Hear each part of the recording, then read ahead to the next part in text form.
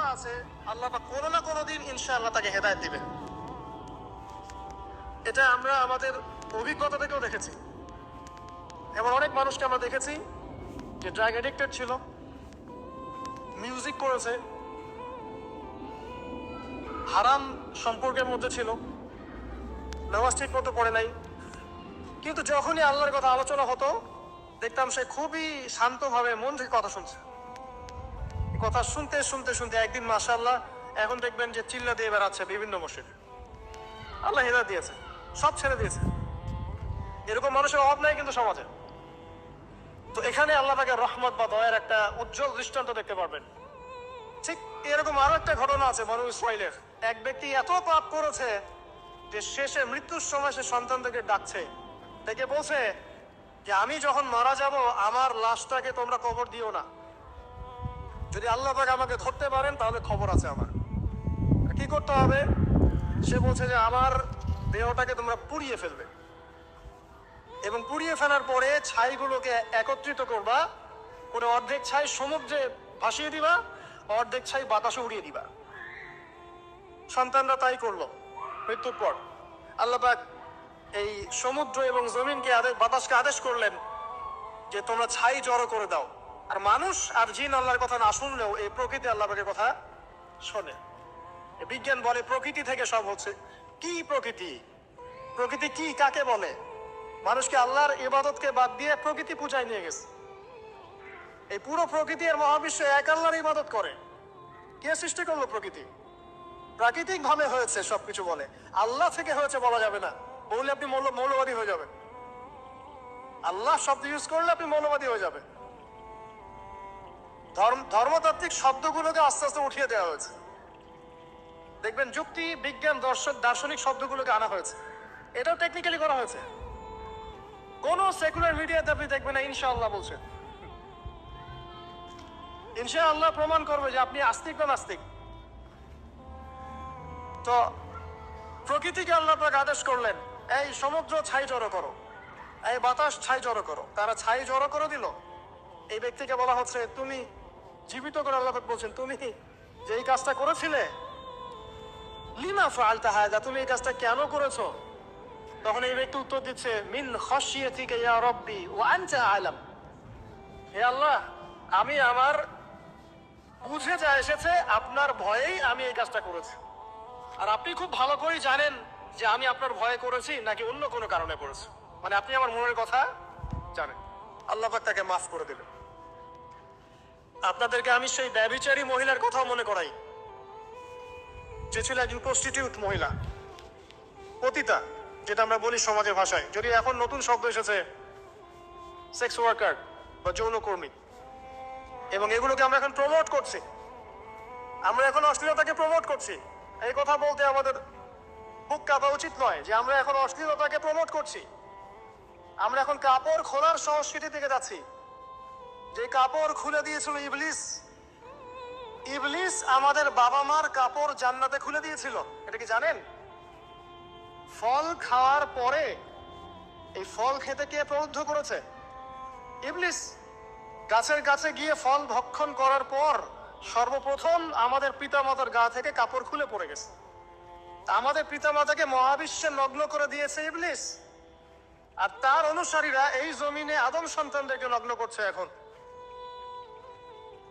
অতএব এই যে একটা ট্রেন্ড এখন চলছে, দেখবেন হারাম রিলেশনশিপকে মিডিয়ার মধ্য দিয়ে প্রমোট করা হচ্ছে, মনে হয় একটা স্বাভাবিক বিষয়। কোনো বিষয় না এটা, যে কেউ জেনাই করতে পারে। জেনা পর্ন খুব নর্মাল। হালাল ভাবে যদি আপনি বিয়ে শাদী করতে চান তখন সমস্যা হচ্ছে। হালাল ভাবে যদি আপনি বিয়ে করতে চান তখন সমস্যা হচ্ছে। হারাম ভাবে আপনি যা ইচ্ছা তাই করতে পারেন, সমাজে কেউ কিছু বলছে না। এখন বলছে এগুলো স্বাধীনতা। সুবহানাল্লাহ, কোন স্বাধীনতা? স্বাধীনতা বলে কোনো শব্দ নেই মহাবিশ্বে। এই পুরো বিশ্বের সমস্ত মানুষ আল্লাহর অধীনে পরাধীন। এই বিশ্বে যত মানুষ বসবাস করছে এখন, এরা কেউই স্বাধীন নয়। না কেউ স্বাধীন ছিল, না আছে, না থাকবে। সবাই আল্লাহ পাকের দাসত্বের অধীনে পরাধীন। স্বাধীন সেই এই পৃথিবীতে যে ব্যক্তি শয়তানের তাবেদারি করে, ও নফসের তাবেদারি করে, ও তো স্বাধীন, যা ইচ্ছা তাই করতে পারে। এই যে অশ্লীলতার প্রমোটিংটা চলছে, এটাকে পারিবারিকভাবে বন্ধ করতে হবে। আল্লাহ পাক আমাদেরকে বোঝার তৌফিক দান করুন। এগুলো যত বাড়বে সমাজে মহামারী আসবে, দেখে নিয়ে মহামারী আসবে, দুর্ভিক্ষ আসবে, সমাজে এমন সব রোগ ব্যাধির জন্ম হবে যেগুলোর নামও শোনে নেই মানুষ কখন, এবং সামনে ভূমিধস অপেক্ষা করছে, এগুলো আসবে। যাই হোক, ওই মহিলা, যে ব্যক্তি একজন যৌনকর্মী ছিল, বা যেটা আমরা বলি ব্যভিচারিণী মহিলা ছিল, একটা কুকুরকে দেখেছে সে পানি পান করার জন্য তৃষ্ণার্ত, সে এটাতে মায়া করে দয়া করে তার মোজাটাকে নামিয়ে এই কূপ থেকে পানি উঠিয়ে কুকুরকে পান করিয়েছে। এই একটা কাজের বদৌলতে আল্লাহ রাব্বুল আলামিন এই ব্যভিচারী মহিলাকে মাফ করে জান্নাত দিয়ে দিয়েছে। হাদিসে এটাও এসেছে, নবী সাল্লাল্লাহু আলাইহি ওয়াসাল্লাম বলেছেন, ইরহামু মান ফিল আরদ, তোমরা সবাই জমিনবাসীর প্রতি রহম করো। জমিনে মুসলিমই থাকতে হবে, তাদের প্রতি রহম করতে হবে এমন নয়, জমিনবাসী যারাই আছে সবার প্রতি রহম করো, জাতি ধর্ম বর্ণ নির্বিশেষে, এমনকি পশু পাখির প্রতিও দয়া করো। ইরহামু মান ফিল আরদ, জমিনে যারা আছে সবার প্রতি রহম করো। ইয়ারহামুকুম মান ফিস সামা, যিনি আসমানে আছেন তিনি তোমাদের প্রতি রহম করবে ইনশাআল্লাহ। ইসলাম এই কথাগুলো বলেছে 1400 বছর আগে। আজকের এই বিশ্বে, সোকল্ড এই মডার্ন বিশ্বে, যেখানে মানুষের রক্তের কোনো দাম নাই, সেখানে ইসলাম পশু পাখির অধিকার নিয়ে কথা বলেছে 1400 বছর আগে। কাদেরকে কি শিখাতে আসেন? কোরআন এবং সুন্নাহর বাইরে অভ্রান্ত সত্যের কোন উৎস আছে? এখানে যা আছে তাই চূড়ান্ত। মানতে চাইলে মানেন, না মানতে চাইলে জাহান্নামে যান, কেউ তো বাধ্য করছে না। লাকুম দীনুকুম ওয়ালিয়া দিন। আল্লাহ পাকের রহমত দেখেন। আরেকটা ঘটনা আছে এমন, একটা বিড়ালকে বেঁধে রেখেছিল এক মহিলা, খাবার দেয় নাই, কষ্ট দিয়েছে। একটা বিড়ালকে খাবার না দিয়ে কষ্ট দেওয়ার কারণে এই মহিলাকে আল্লাহ পাক জাহান্নামে পাঠিয়েছে। এরকম কত ঘটনা আছে, এই ঘটনাগুলো হাদিসের পাতায় বর্ণিত আছে। কোরআনে কি বলছে দেখুন। কোরআনের আমি কয়েকটা পয়েন্ট আপনাদেরকে খালি বলছি, এটা নিয়ে আমি সকালে ভাবছিলাম। আল্লাহ পাক আদম আলাইহিস সালামকে সৃষ্টি করেছেন আমরা সবাই জানি। আল্লাহ পাক সূরা সাদের মধ্যে বলছেন ইবলিসকে, হে ইবলিস, তোমাকে কিসে বারণ করলো আদমকে সেজদা করতে, যে আদমকে আমি নিজের হাত দিয়ে সৃষ্টি করেছি। আল্লাহ রাব্বুল আলামিন যে আমাদেরকে এত যত্ন করে ভালোবেসে সৃষ্টি করেছেন, এটা কি আল্লাহ পাকের দয়ার নিদর্শন নয়? মহাবিশ্বের অন্য কোন মাখলুক সৃষ্টির ব্যাপারে আল্লাহ পাক বলেন নাই খলাকতু বিয়াদাই, আমি নিজ হাতে তাকে সৃষ্টি করেছি।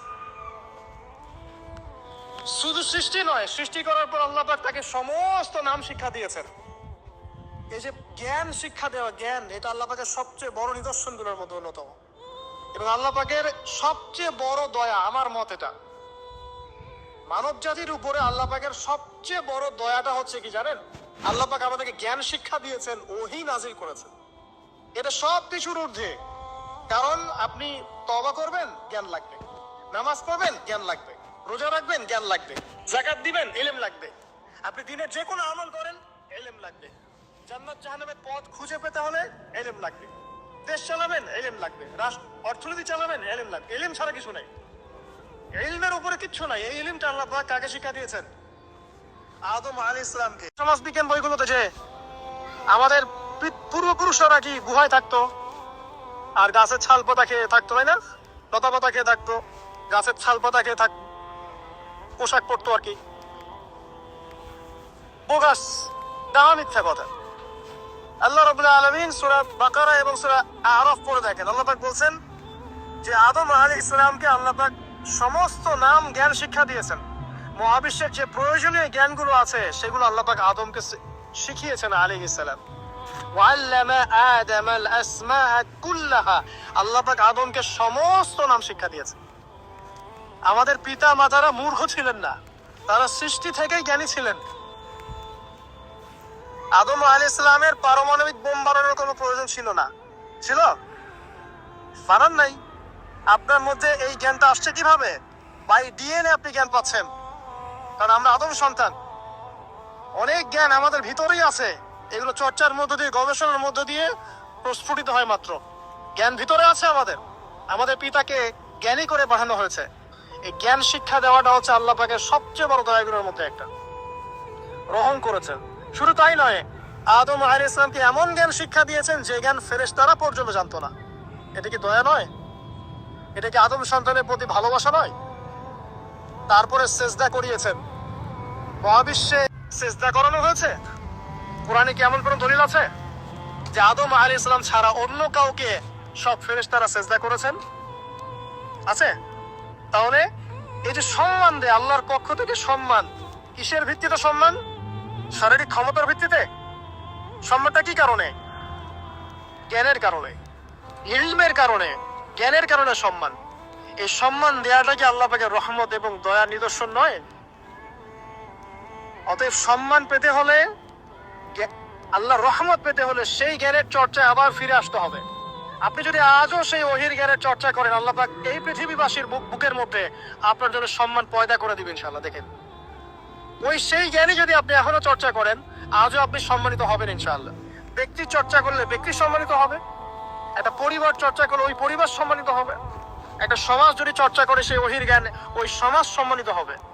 একটা দেশে যদি আপনি ওই ওহিভিত্তিক জ্ঞান ছড়িয়ে দেন, পুরো দেশকে আল্লাহ পাক সম্মানিত করবে ইনশাআল্লাহ, পুরো জাতিকে সম্মানিত করবে ইনশাআল্লাহ।